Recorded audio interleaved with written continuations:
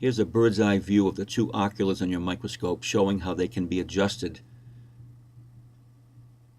The oculars on these microscopes magnify 10 times.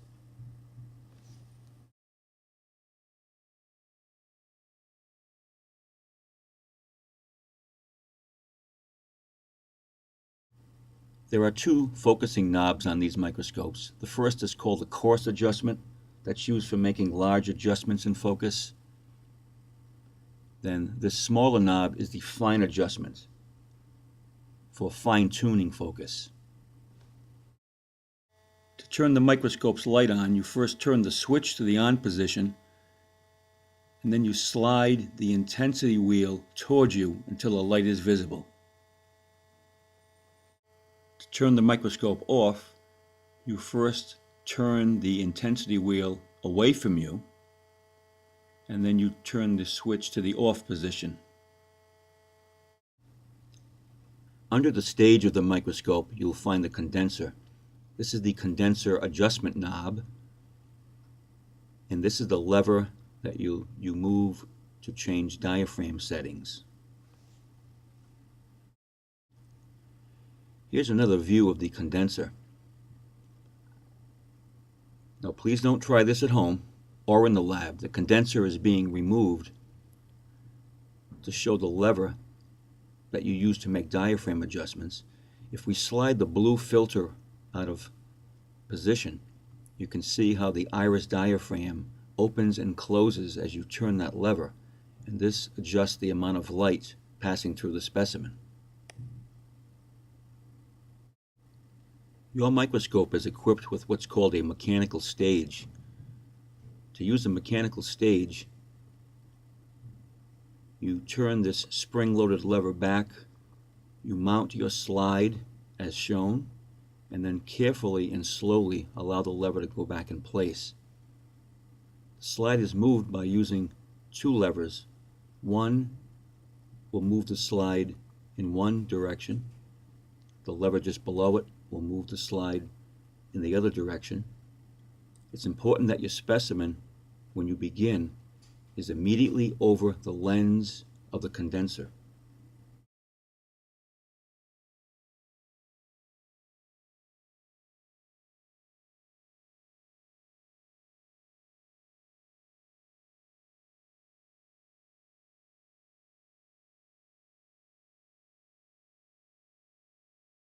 Here is a view of the turret showing the objectives. That's the scanner objective. Switching to the low power objective, and now the high power objective. Notice how the length of the objectives increases with magnification. That's the oil immersion objective. Back to the scanner.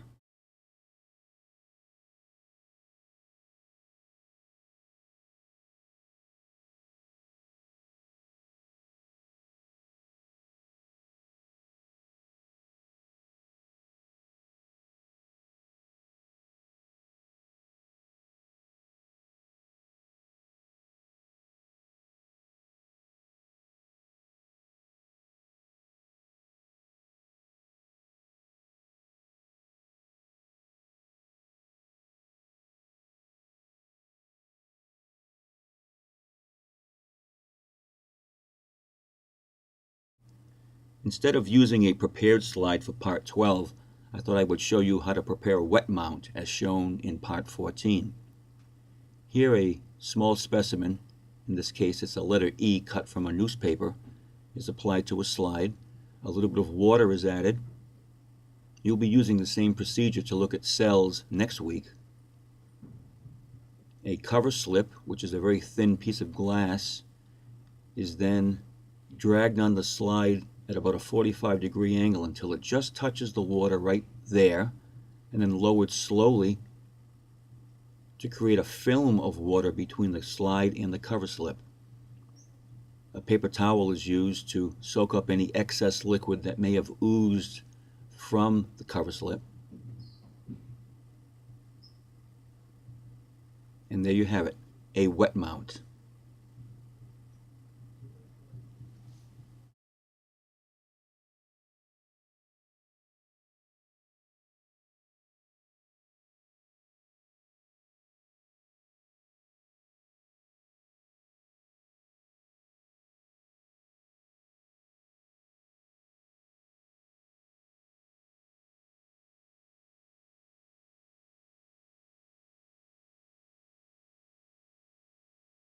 So if I move the slide to the left, the image moves to the right. If I move the slide to the right, the image moves to the left.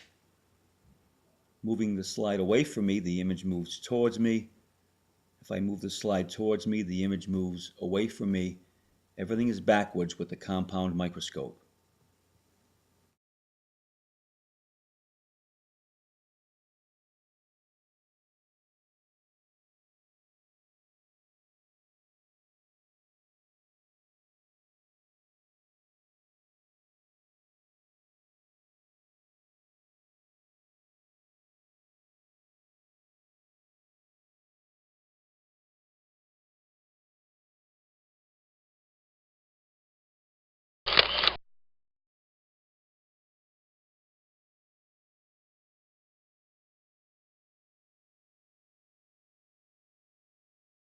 So here's the 3 threads with scanner magnification. Focusing down, you can see 3 threads, but I can see all 3 in focus at the same time. I can't tell which one's on top. With low power, if I focus down slowly, I can see the red and the blue thread in focus at the same time. If I focus further down, I can see the blue and yellow in focus. I still can't tell which thread's on top. With high power, focusing downward slowly, the first thread I see in focus is the red one. That must be the one on top. Followed by the blue in the middle. As I continue to focus down, I can see yellow. Focusing back up, yellow on the bottom, I can see the blue one in the middle, and finally the top thread looks like it's red. Now when you're all done for the day, make sure you remove the slide from the stage. Make sure you click the scanner objective in place. And to shut the microscope off, turn the dimmer switch all the way forward, and then turn the on-off switch to the forward position, which is the off position. The cord should be wrapped around the turret and arm in this fashion. And you'll want to lock the plug among the wires to prevent unraveling.